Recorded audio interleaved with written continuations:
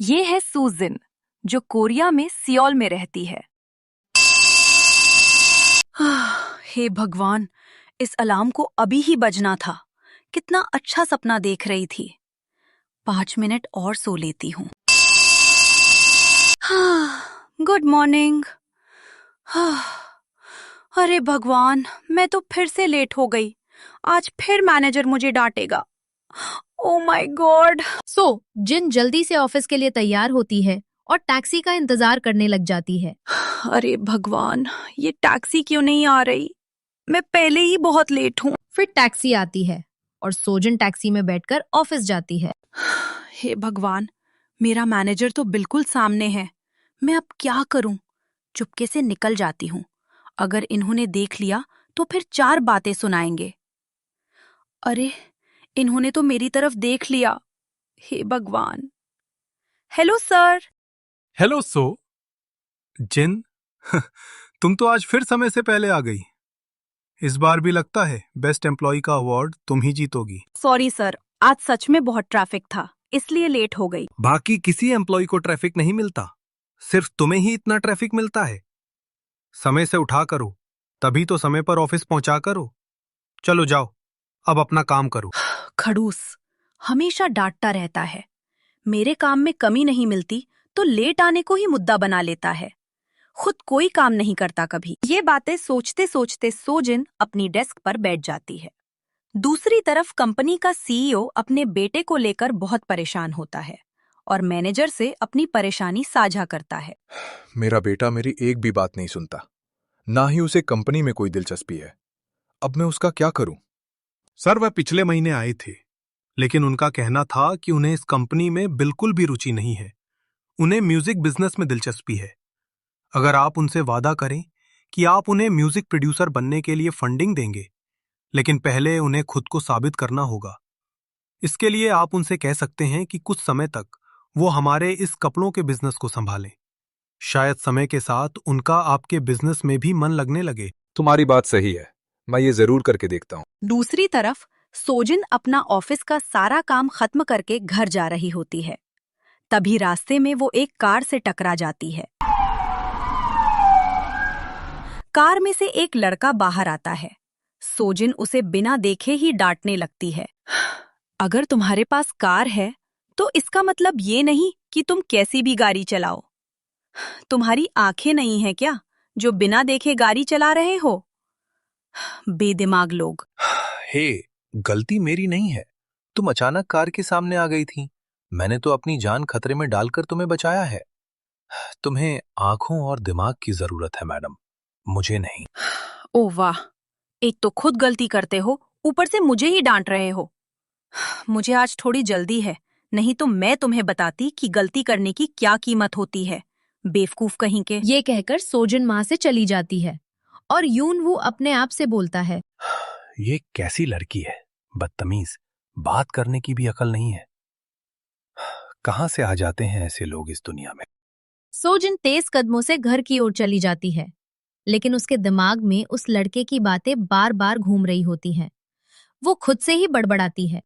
अजीब इंसान था, खुद को हीरो समझ रहा था। इतनी बदतमीज लड़की मैंने आज तक नहीं देखी। अगले दिन सुबह सोजिन रोज की तरह ऑफिस समय पर पहुंच जाती है और अपनी डेस्क पर काम में लग जाती है।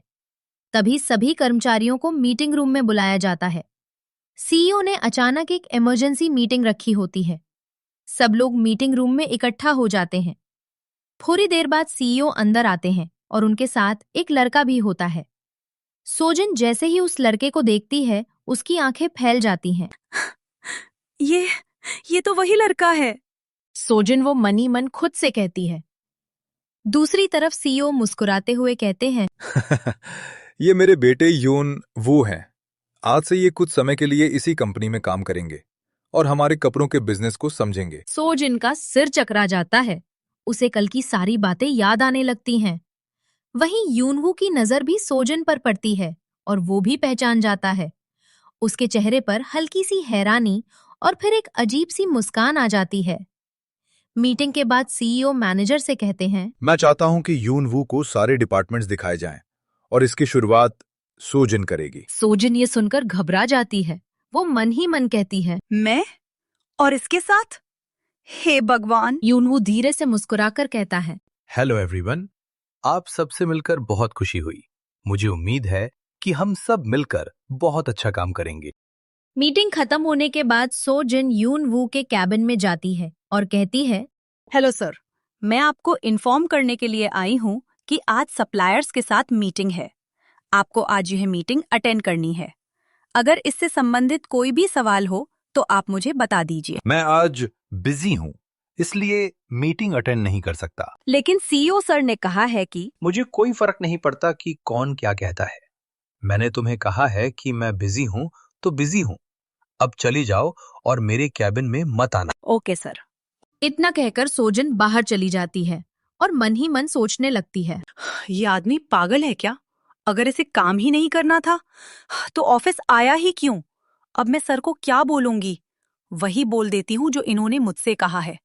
हाँ, वही सही है। ये कहते कहते सोजन सीईओ के ऑफिस में जाती है और उन्हें सब बता देती है। सोजन की बात सुनकर सीईओ गुस्से में आ जाते हैं और कहते हैं, ये लड़का कभी नहीं सुधर सकता। पता नहीं ये अपने काम को लेकर कब सीरियस होगा। सीईओ यून वू को कॉल लगाते हैं और कहते हैं, यूनवू, अगर तुम चाहते हो कि मैं तुम्हारी वो विश पूरी करूं, तो तुम्हें सप्लायर की मीटिंग में जाना होगा। मैं सो जिन को तुम्हारी असिस्टेंट बना रहा हूं। आज से ये हमेशा तुम्हारे साथ रहेगी।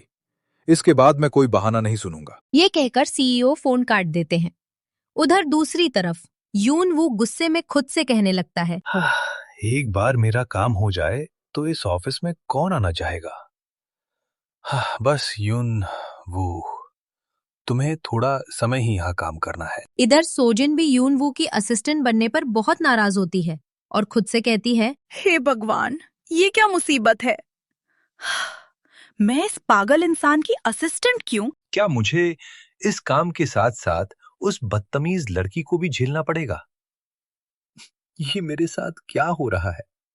नो वे। तभी यूनवो के कैबिन में सोजन आती है और कहती है, सॉरी सर, मैंने आपको डिस्टर्ब किया, लेकिन सर ने कहा है कि आज से मैं आपको असिस्ट करूंगी। मुझे तुम्हारे जैसी गंवार असिस्टेंट नहीं चाहिए जिसे ढंग से बोलना भी नहीं आता। ये सुनकर सोजन को गुस्सा आ जाता है, लेकिन बॉस का बेटा होने के कारण वो को कुछ नहीं कहती और चुप रहती है। सप्लायर आज कितने बजे आ रहे हैं? सर, जिनके साथ आज हमारी मीटिंग है वे हमारे लिए बहुत इम्पोर्टेंट है। वे हमें प्रीमियम सिल्क सप्लाई करते हैं, इसलिए हमें उनके पास खुद जाना पड़ेगा। वे एक गांव में रहते हैं। मैंने उनका एड्रेस आपको ईमेल कर दिया है। हमें अभी निकलना होगा। ओके, तुम रहने दो, मैं खुद चला जाऊंगा। लेकिन सर, मुझे आपके साथ जाने के लिए सर ने कहा है। क्या तुम्हें एक बार में बात समझ नहीं आती? सबको कह देना कि तुम मेरे साथ गई हो, लेकिन घर चली जाना। मैं अकेला सब संभाल लूंगा। Okay sir. ये कहकर सोजन ऑफिस से बाहर आ जाती है और यून वो अपनी कार लेकर सप्लायर से मिलने उसके गांव चला जाता है। जब यून वो सप्लायर से मिलता है तो कहता है, हेलो सर, मैं हेलन क्लोथिंग कंपनी से आपसे मिलने आया हूँ। ठीक है, लेकिन किस बात के लिए? सर, मैं प्रीमियम सिल्क की डील के लिए आया हूँ। मेरे पास रोज बहुत से लोग सिल्क के लिए आते हैं। मैं सबको सिल्क नहीं दे सकता। तुम चले जाओ, तुम बहुत देर कर चुके हो। मैंने सिल्क देने का कॉन्ट्रैक्ट किसी और कंपनी के साथ कर लिया है। यून वो सप्लायर की बात सुनकर वहीं खड़ा रह गया। उसका चेहरा सख्त हो गया, लेकिन अंदर से वो घबरा चुका था। अगर ये डील नहीं हुई तो कंपनी को बहुत बड़ा नुकसान होगा और पापा मुझ पर भरोसा करना छोड़ देंगे। वो सप्लायर से फिर बात करने की कोशिश करता है। सर, प्लीज एक बार मेरी बात सुन लीजिए। हमारी कंपनी आपके साथ लंबे समय तक काम करना चाहती है। मैंने कहा ना, अब बहुत देर हो चुकी है। तभी अचानक वहां सोजन आ जाती है, हाफती हुई। तुम यहाँ क्या कर रही हो? मैंने तुम्हें घर जाने को कहा था। सर, मैं घर नहीं जा सकती थी। ये डील हमारी कंपनी के लिए बहुत जरूरी है। वो सप्लायर की ओर मुड़कर झुककर नमस्ते करती है। नमस्ते अंकल, मेरा नाम सोजिन है और मैं हेलन कंपनी से हूँ। मुझे पता है आपने किसी और से कॉन्ट्रैक्ट कर लिया है, लेकिन क्या आप हमें सिर्फ 5 मिनट देंगे? सप्लायर उसकी बातों से प्रभावित होकर रुक जाता है।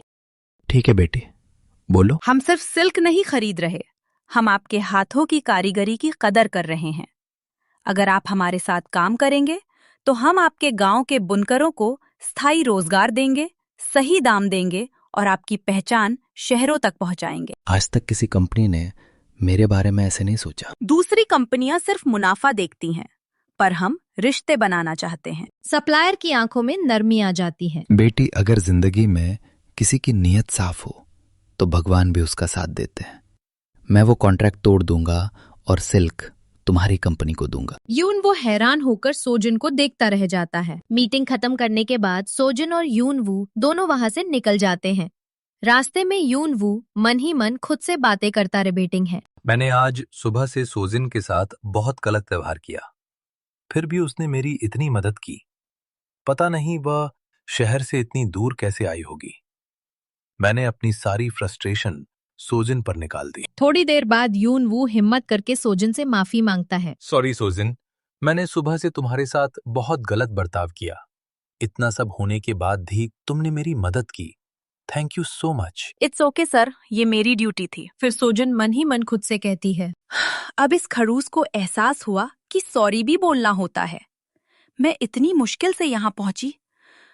चलो, इसने माफी तो मांगी, यही बहुत है। अचानक रास्ते में कार का टायर पंक्चर हो जाता है। शहर से बहुत दूर होने के कारण वहां ना कोई दुकान होती है और ना ही कोई होटल। यून वू कंपनी में दूसरी कार के लिए कॉल करता है। हेलो मैनेजर, मैं और सुजिन मीटिंग से वापस कंपनी आ रहे थे, लेकिन अचानक हमारी कार खराब हो गई। यहाँ कोई दुकान भी नहीं है। आप प्लीज जल्दी से एक कार भिजवा दीजिए। ओके सर, कल सुबह तक कार पहुंच जाएगी। आप मुझे अपनी लोकेशन भेज दीजिए। Okay manager, thank you. यून वू और सोजिन दोनों को एक छोटी सी झोपड़ी दिखाई देती है। वे दोनों उसके अंदर चले जाते हैं। थकावट के कारण सोजिन जल्दी ही सो जाती है, लेकिन यून वू को नींद नहीं आती। उसका ध्यान बार बार सोजिन की तरफ चला जाता है और वह उसे देखता ही रह जाता है। मुझे ये क्या हो रहा है? ये मुझे इतनी अच्छी क्यों लग रही है? क्या यह मुलाकात महज एक इत्तेफाक थी या किस्मत ने दो दिलों को मिलाने की साजिश रची थी? क्या यून वू के दिल में सोजिन के लिए जन्म ले रहा है प्यार, या ये सिर्फ एहसासों का एक धोखा है? जानने के लिए जुड़े रहिए हमारी इस खूबसूरत प्रेम कहानी के साथ। आगे की कहानी देखने के लिए अभी चैनल को सब्सक्राइब करें और अगर वीडियो ने आपके दिल को छुआ हो तो इसे लाइक करना मत भूलिए।